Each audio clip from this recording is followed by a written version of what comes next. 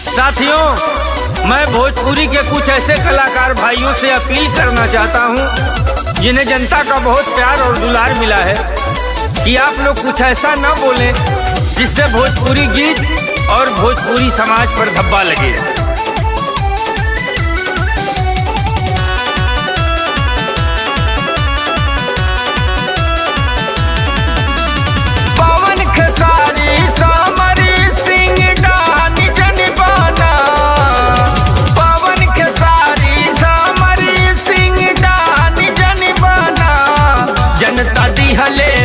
सम्मान भगवान